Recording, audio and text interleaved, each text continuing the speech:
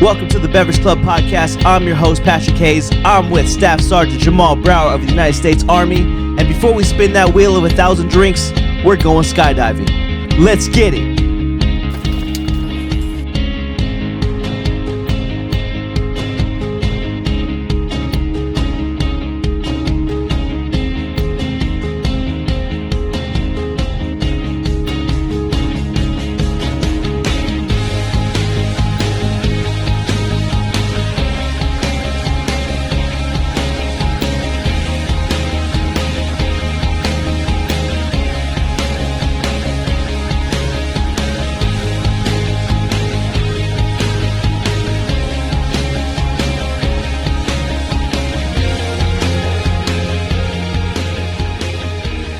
Welcome to the Beverage Club Podcast. I'm your host, Patrick Hayes, and sitting next to me is Staff Sergeant Jamal Brower of the United States Army. That's right. And guess what we did today? You probably saw it. We did that. We did a whole other intro, skydiving at GoJump America in Oceanside. Yep. And that was fun. That was also your first time. It was my first time. Skydiving. Wow, what amazing. How did you feel about it? How you felt before it? How you felt during the plane? And then jumping out of the plane? Yeah, man. So I've been wanting to jump out of a plane for a while now, right? So the idea came, you came over to the crib, and we're like, hey, we should do it, right? And you said, yeah, you're down, or whatnot. You said, hey, I'm about to book it, and I got a little nervous, not going to lie. You know, just heights and whatnot. But I was like, you know what? I said I'll do it. I'm going to do it. So just going into today, I was very calm, actually. Okay. My breathing was good. I've always done breathing practices. I know it's not that deep. Okay. But I just felt really calm. We got in the plane. We got up there at altitude. And it was 1, 2, 3 jump. And it was very peaceful, surprisingly. Yeah, very peaceful. Yeah, man. I remember my first time ever jumping out. I mean, this is only my second time. But the first time jumping out, I remember floating up there and just like looking down, and I'm like, let's just keep going. Let's just keep going out, because like it just felt like literally you're flying, right? But floating, you know. And I just kept wanting to go further and further. Dude, rip the cord, and parachute came out. All of a sudden, my junk just came up to my stomach. That did happen. But yeah, I mean, it's really, I've always liked skydiving. I definitely felt like I need to make it a habit to just go, because I do want to go solo dolo. Yep. But yeah, you know what's crazy is you're not like really scared of heights, right?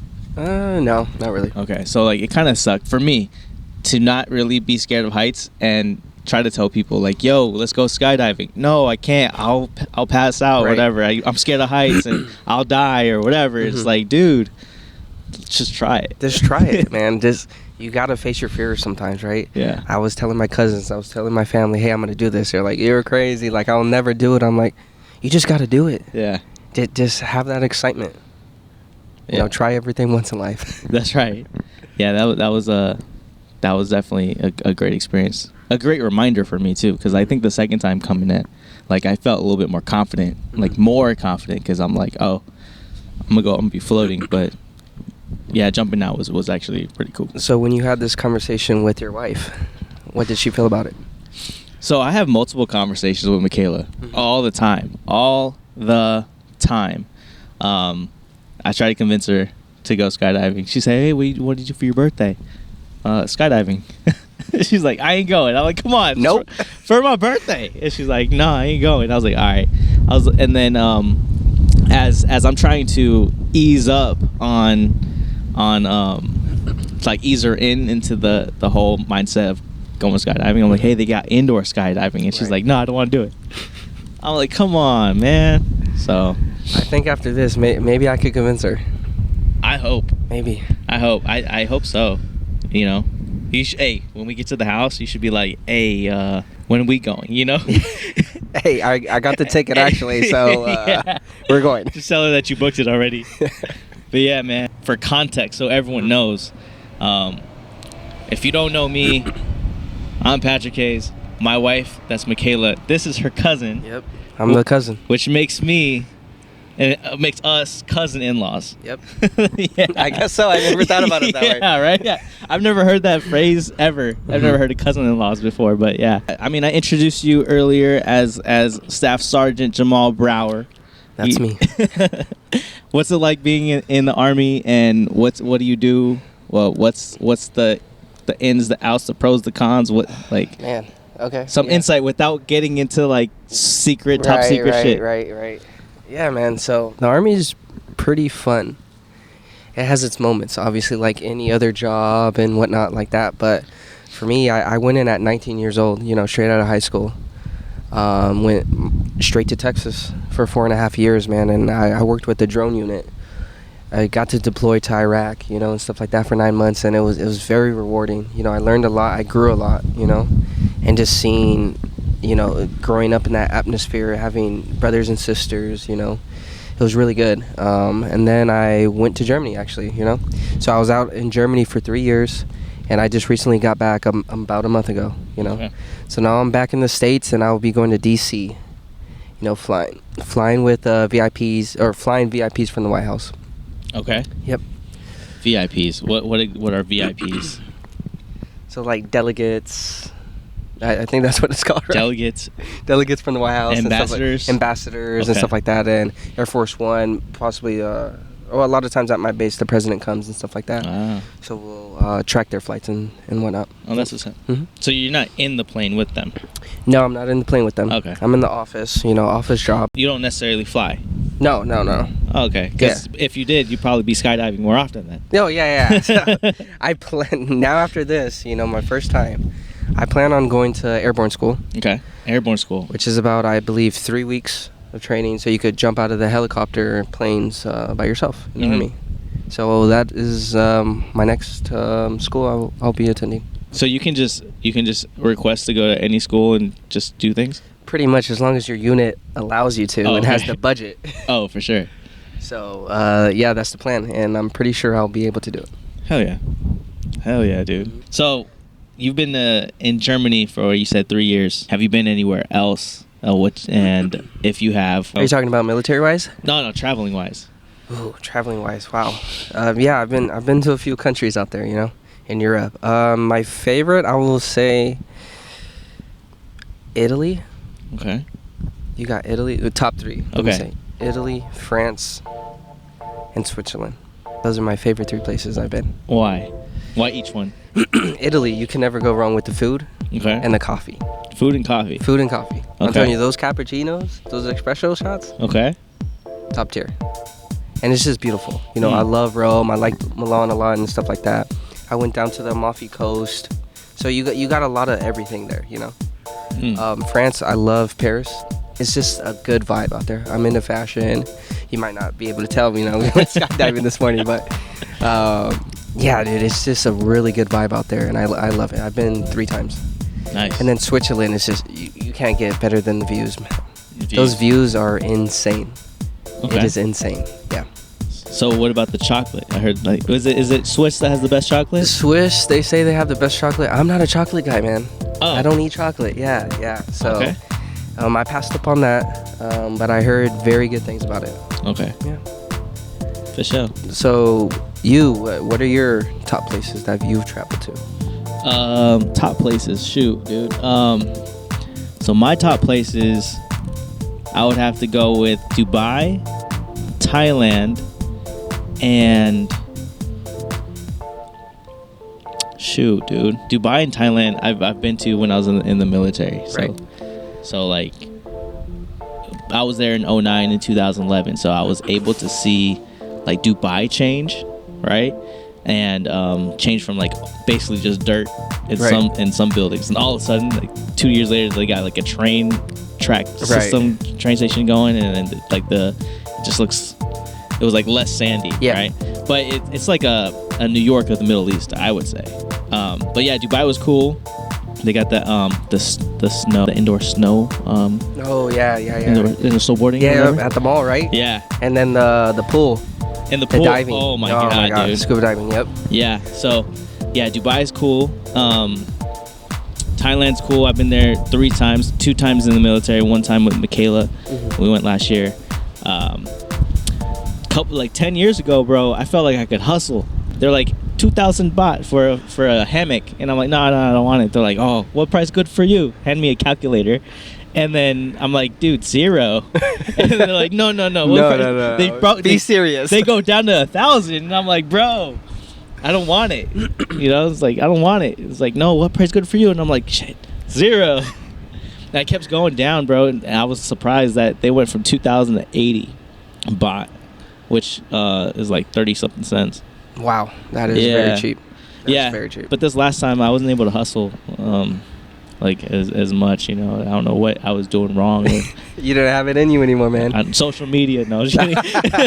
They saw the podcast, they were like, oh yeah, he made money. they go into social media, they know. But yeah, there's that. But I've been to Amsterdam. Amsterdam is super cool. Oh, I love Amsterdam. Yep. Like just the vibe around there is super cool. Bike City, man. Bike City. If you don't know about Amsterdam and how they feel about their bikes, you can get ran over and die because they don't care. They have the right of way. So bikes at every corner, dude. And they every have corner, like that bike parking lot. Yo, it's massive. It is massive. It's so crazy, dude. But yeah. I mean, so the top 3, it would have to be Dubai, Thailand. Yeah, I wanted to say Amsterdam, but I do like Jordan Petra. Ooh, I've never been. Dude, Jordan Petra. Wow. With the castle in the mountain. Oh, it's like sketched out in the mountain. Yep. Yeah, I've never been so amazed by anything in my life besides that, And then figuring out that Transformers 3 was there, or Transformers 2 was there, and Indiana Jones was there. Oh, yeah. And I was like, oh, snap. But yeah. It's getting hot. Yeah? Shoot. No, I'm good. We didn't even spin the wheel. We are going to spin. Why are you keeping that in? What, this part? Yeah. Probably. Yeah. All right, so we spun the wheel of 1,000 drinks earlier. This was such a crazy podcast to even like come up with, right? So like, again, the whole thing was to go skydiving, and then Jamal was like, "Yo, bro, I really like your podcast." I'm like, "Dude, you could be in it." And then he was like, "Hell yeah!" I was like, "Bro."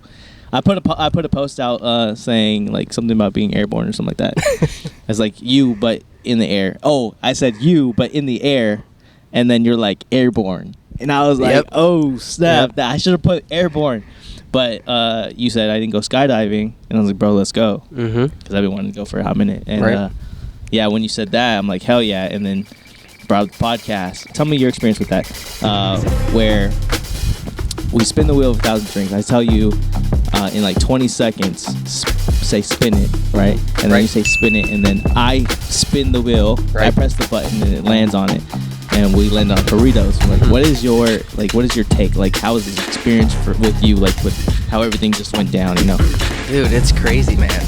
Like, it couldn't have been better though. It was a little hectic in the morning and stuff like that. Running around, but like, this is my first podcast, so I appreciate you having me on, first of all.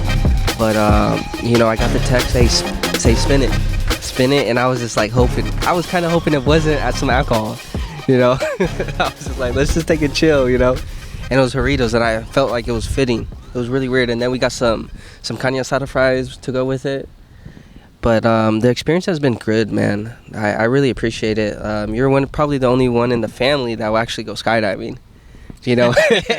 So I was just like, when you said it, and I was just like, yes, let's do it finally, because I've been wanting to do it, man.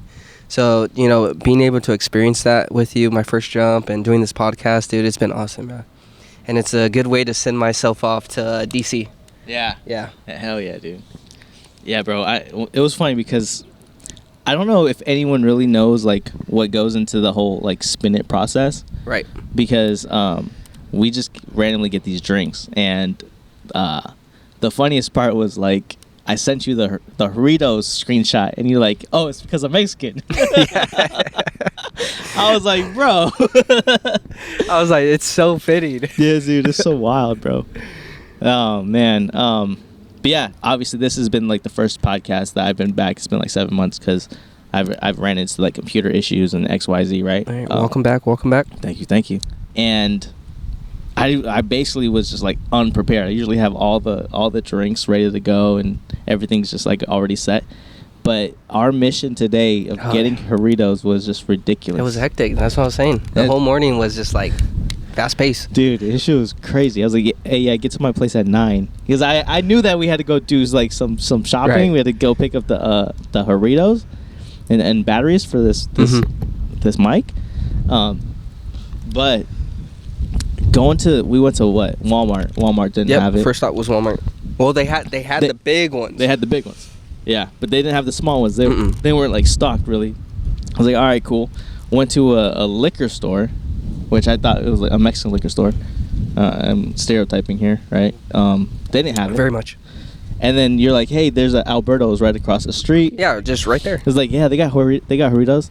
And then I'm like, all right, cool. I was like, do you have Jarritos? She's like, oh yeah, we have burritos. I was like, no, Jarritos. Jarritos. She's like, Jarritos. I was like, yes, Jarritos. And then I was like, yes, that.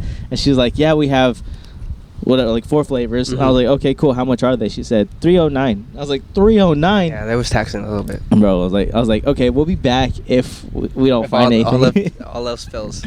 Yeah, so we went across the street from there to El Super, and you're like, bro, what'd you say? They had to have it, bro. They had to have it. Anything with an L. Anything with the L, I know they have it. El Super, they had to have it. So that was pretty funny, and they did have it. So we got ourselves stacked up. We got ourselves stacked up real quick. We got stacked up with Jarritos. We obviously, I don't know how I'm going to edit this podcast, but we started off with the fruit punch. Is that fruit punch? Yep, we got fruit punch.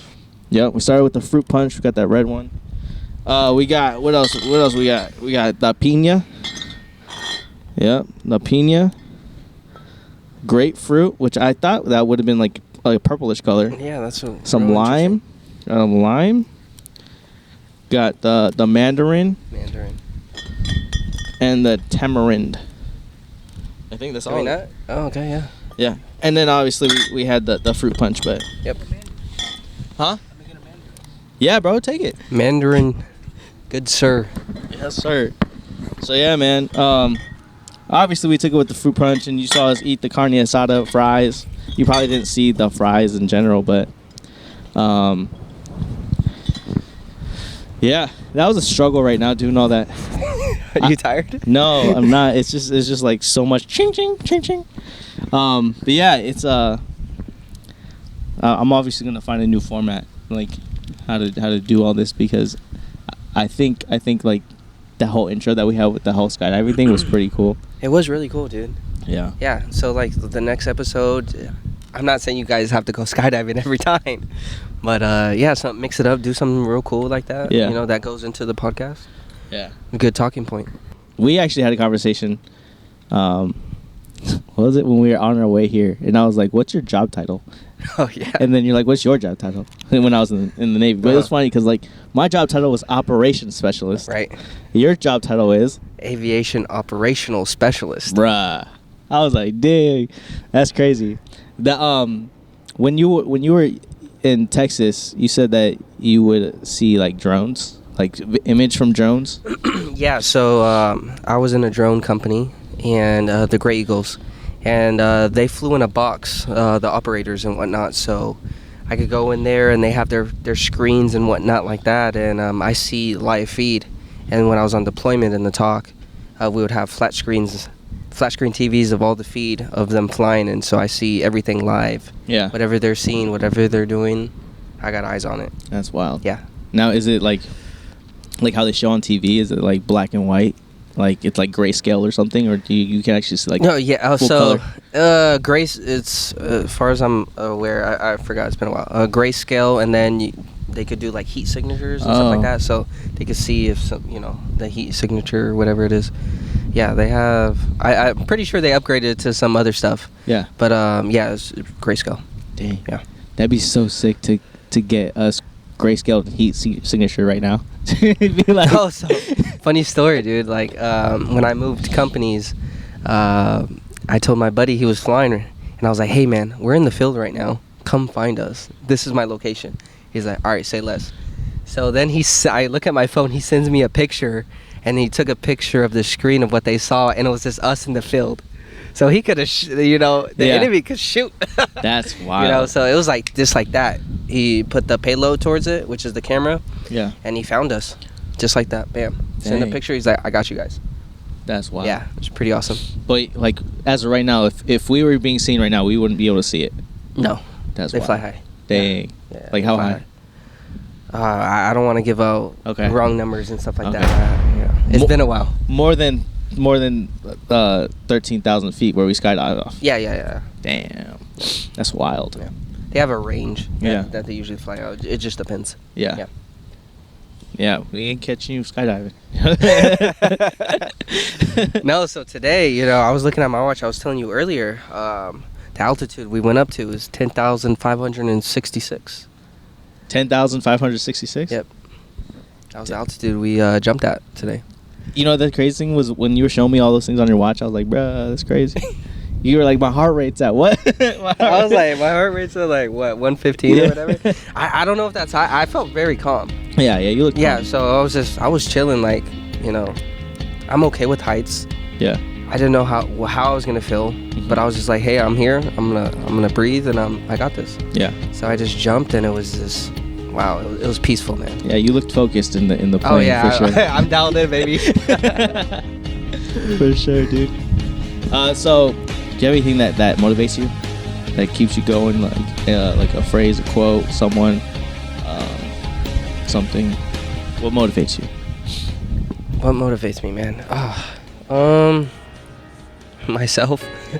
Like, I look at it as like, and my family, obviously. I don't want to let them down.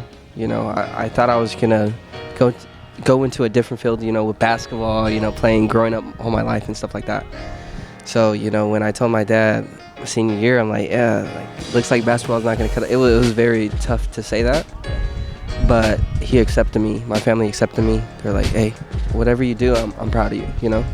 So just hearing that, those words and stuff like that, seeing my little brother grow up, all my siblings, I just want to do. I don't know how to say. Yeah, I just want to do better. Always put them first and stuff like that, and they like push me to be better. Even though I don't live with them, I miss seeing them growing up. It's just they're always on my mind. So I would say them, and then just me, just not wanting to fail. Just living life how I want to. Who cares what anybody else says, to be honest, and just as long as as my family's happy, I'm happy. That's all that matters to me. For sure. Yeah. Hell yeah. Do you have a favorite quote that you go off of? Not really, man. One that I go off of, I don't know if it applies to this, but it's just like, control the controllable.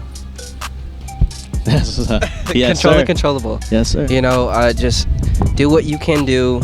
Let's say you're prepping for a run, a race, or whatever. You're working on your diet, you're stretching, you're doing your training and stuff like that. Control what you can control. Everything else, you don't worry about it. Don't let it stress you out. That's how I feel like a lot of people get stressed, and then, oh man, this and that and stuff like that. Control what you can control. Everything else is gonna play out. Mm-hmm. So that's what I kind of go by. Right. Yeah. Do you teach that to your soldiers too? I'm implementing it. Yeah, I try to. It's very tough sometimes, because I'm growing up and stuff like that. I'm still young, and they're young as well, but I have to put their feelings first before mine. Yeah.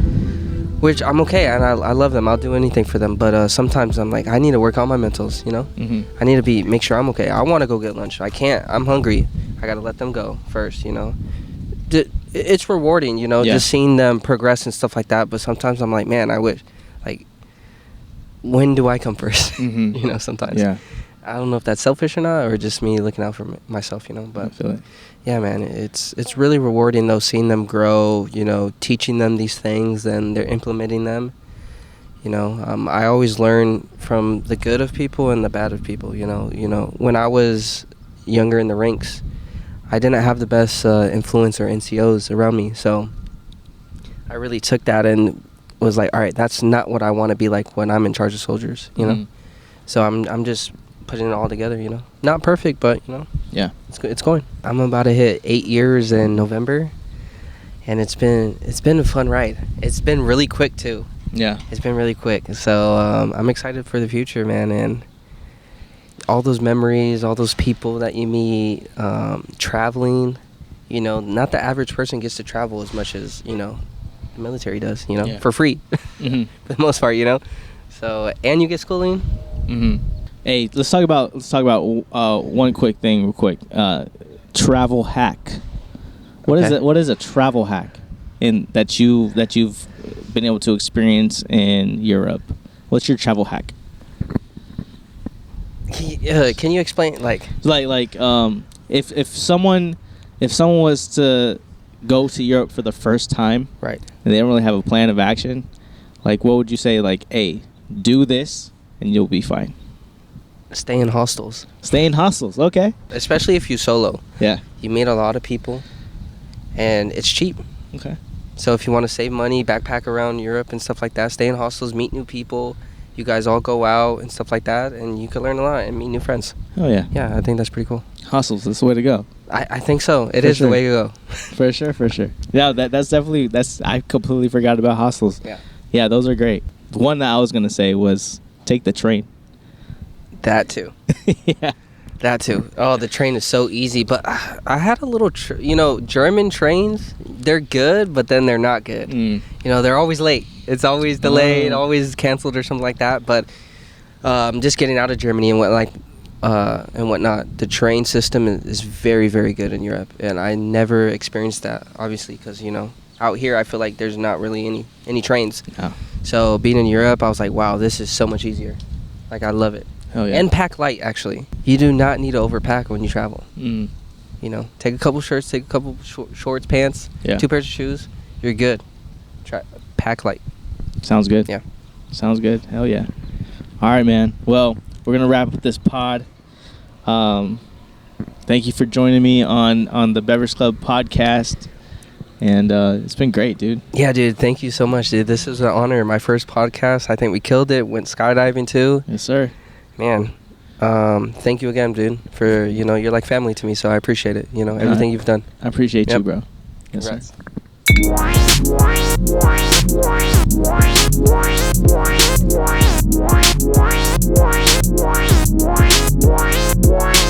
Bottles have 39 grams of sugar. That's wild. One bottle? Concerned about the sugar. Uh-oh. Did you throw it out? No, I still have it. I'm just like...